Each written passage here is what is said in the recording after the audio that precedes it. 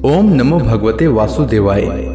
भगवान बृहस्पति देव की पूजा अर्चना के लिए बृहस्पतिवार को व्रत करके बृहस्पतिवार व्रत की कथा का श्रवण करना चाहिए। बृहस्पतिवार का व्रत करने और व्रत कथा सुनने से स्त्री पुरुषों की सभी मनोकामनाएं पूरी होती है। इस व्रत से धन संपत्ति की प्राप्ति होती है, निसंतानों को पुत्र प्राप्ति होती है, परिवार में सुख शांति बनी रहती है, सभी आनंद पूर्वक रहते हैं। अब आइए सुनते हैं बृहस्पतिवार व्रत कथा। प्राचीन समय की बात है।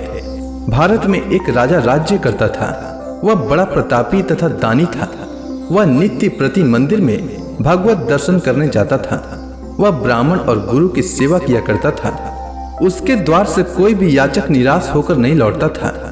वह प्रत्येक गुरुवार को व्रत रखता एवं पूजन करता था। हर दिन गरीबों की सहायता करता था। परंतु यह सब बातें उसकी रानी को अच्छी नहीं लगती थी। वह न तो व्रत करती और न किसी को एक भी पैसा दान में देती थी। वह राजा से भी ऐसा करने को मना किया करती थी। एक समय की बात है। राजा शिकार खेलने वन को चले गए। घर पर रानी और दासी थी। उस समय गुरु बृहस्पति साधु का रूप धारण कर राजा के दरवाजे पर भिक्षा मांगने आए। साधु ने रानी से भिक्षा मांगी तो वह कहने लगी, हे साधु महाराज, मैं इस दान और पुण्य से तंग आ चुकी हूँ। इस कार्य के लिए तो मेरे पति देव ही बहुत हैं। अब आप ऐसी कृपा करें कि सारा धन नष्ट हो जाए तथा मैं आराम से रह सकूं। साधु रूपी बृहस्पति देव ने कहा, हे देवी, तुम बड़ी विचित्र हो। संतान और धन से कोई दुखी नहीं होता है, इसको सभी चाहते हैं। पापी भी पुत्र और धन की इच्छा करता है।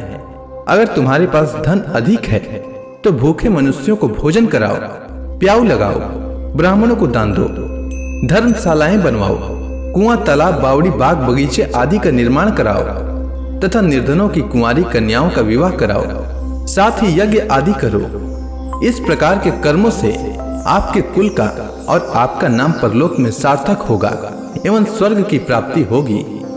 परंतु रानी साधु की इन बातों से खुश नहीं हुई।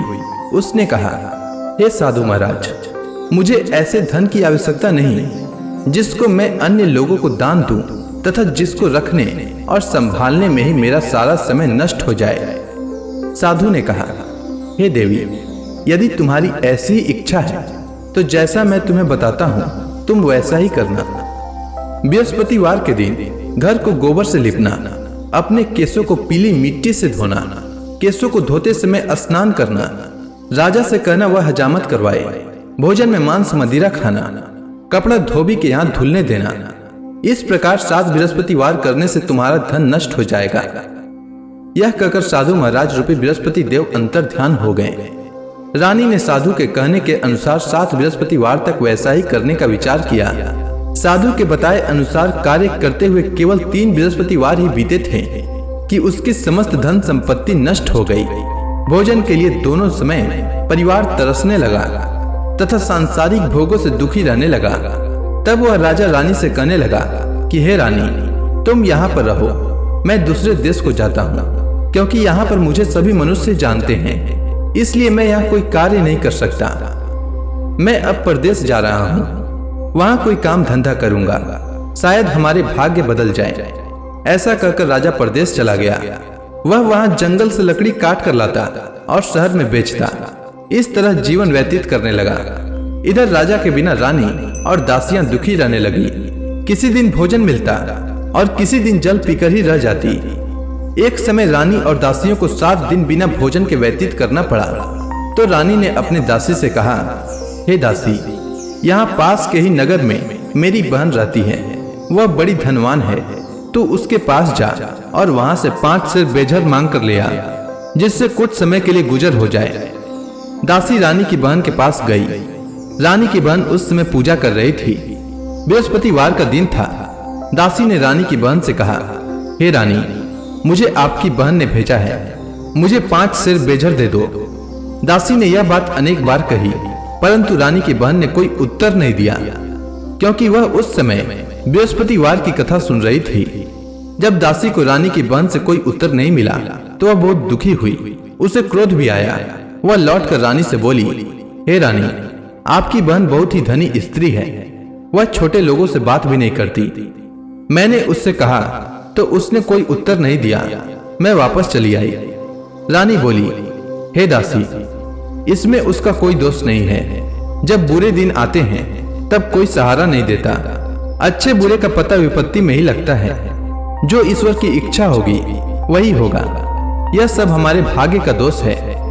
उधर रानी की बहन ने सोचा कि मेरी बहन की दासी आई थी, परंतु मैं उससे नहीं बोली। इससे वह बहुत दुखी हुई होगी। अतः कथा सुन और भगवान विष्णु का पूजन समाप्त कर वह अपनी बहन के घर आई और कहने लगी, हे बहन, मैं बृहस्पतिवार का व्रत कर रही थी। तुम्हारी दासी हमारे घर आई थी, परंतु जब तक कथा होती है तब तक हम लोग न उठते हैं और न बोलते हैं, इसलिए मैं नहीं बोली। कहो दासी क्यों आई थी? रानी बोली, बहन, हमारे घर अनाज नहीं था। वैसे तुमसे कोई बात छिपी नहीं है। इस कारण मैंने दासी को तुम्हारे पास 5 सेर भेजर लेने के लिए भेजा था। रानी की बहन बोली, बहन देखो, बृहस्पति भगवान सबकी मनोकामना पूर्ण करते हैं। देखो, शायद तुम्हारे घर में अनाज रखा हो। यह सुनकर दासी घर के अंदर गई तो वहां उसे एक घड़ा बेझर का भरा मिल गया। उसे बड़ी हैरानी हुई, क्योंकि उसने एक एक बर्तन देख लिया था। उसने बाहर आकर रानी को बताया।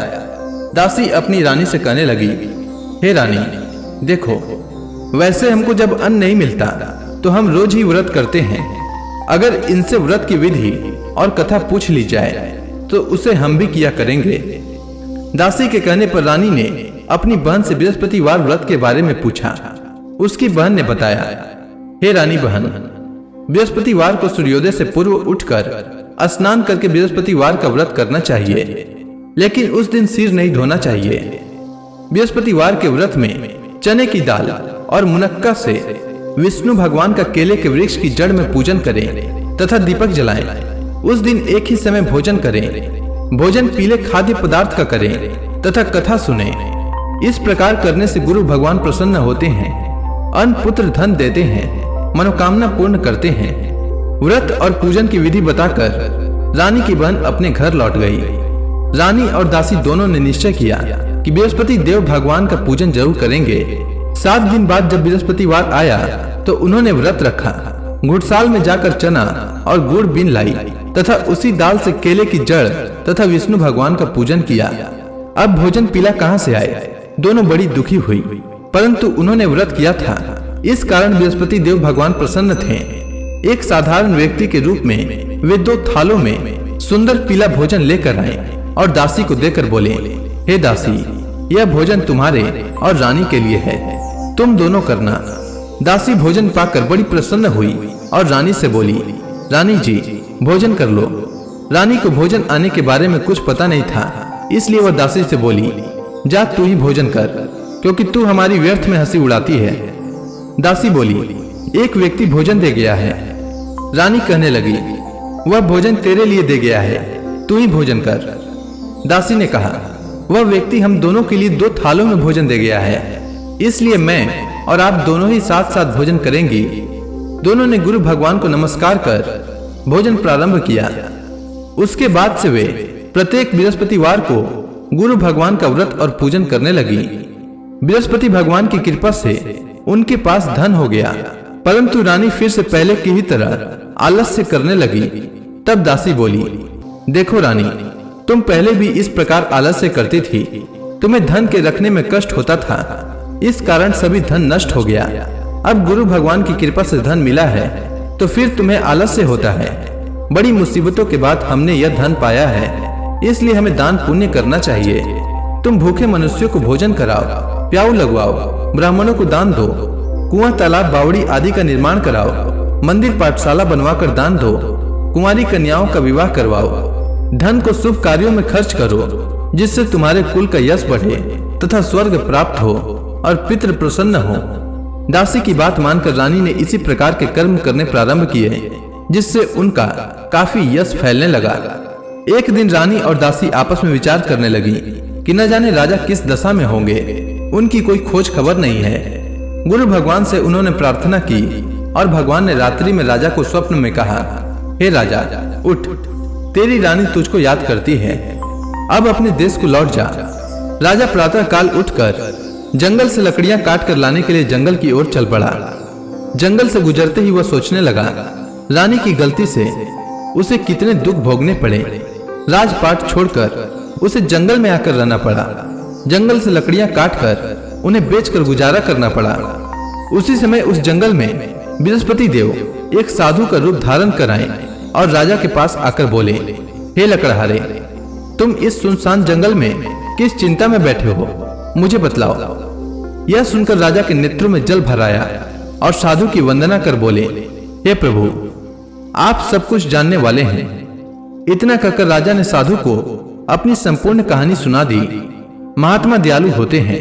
वे राजा से बोले, हे राजा, तुम्हारी पत्नी ने बृहस्पति देव के प्रति अपराध किया था, जिसके कारण तुम्हारी यह दशा हुई है। अब तुम किसी प्रकार की चिंता मत करो, भगवान तुम्हें पहले से अधिक धन देंगे। देखो, तुम्हारी पत्नी ने बृहस्पतिवार का व्रत प्रारंभ कर दिया है। अब तुम भी बृहस्पतिवार का व्रत करके चने की दाल व गुड़ जल के लोटे में डालकर केले का पूजन करो, फिर कथा सुनो। भगवान तुम्हारी सब मनोकामनाओं को पूर्ण करेंगे। साधु को प्रसन्न देखकर राजा बोला, हे प्रभु, मुझे लकड़ी बेचकर इतना पैसा भी नहीं बचता जिससे भोजन करने के उपरांत कुछ बचा सकूं। मैंने रात्रि में अपनी रानी को व्याकुल देखा है। मेरे पास कोई साधन नहीं जिससे समाचार जान सकूं। फिर मैं बृहस्पति देव की क्या कहानी सुनूं? मुझको तो कुछ भी मालूम नहीं है। साधु ने कहा, हे राजा, तुम किसी बात की चिंता मत करो। बृहस्पतिवार के दिन तुम रोजाना की तरह लकड़ियां लेकर शहर में जाओ। तुम्हें रोज से 2 गुना धन प्राप्त होगा, जिससे तुम भली भांति भोजन कर लोगे तथा बृहस्पति देव की पूजा का सामान भी आ जाएगा। इसके बाद राजा ने साधु के कहे अनुसार बृहस्पतिवार का व्रत किया। बृहस्पतिवार का व्रत करने से राजा के दिन सुधर गए। इसके बाद वह अपनी रानी के पास गया और फिर दोनों आनंद से जीवन यापन करने लगे। इसलिए सुख समृद्धि की कामना करने वाले मनुष्यों को बृहस्पतिवार का व्रत करना चाहिए और बृहस्पति देव की पूजा करनी चाहिए। साथ ही बृहस्पतिवार व्रत की कथा सुनना चाहिए। तो प्रेम से बोलिए विष्णु भगवान की जय, बृहस्पति देव की जय, समस्त देवी देवताओं की जय।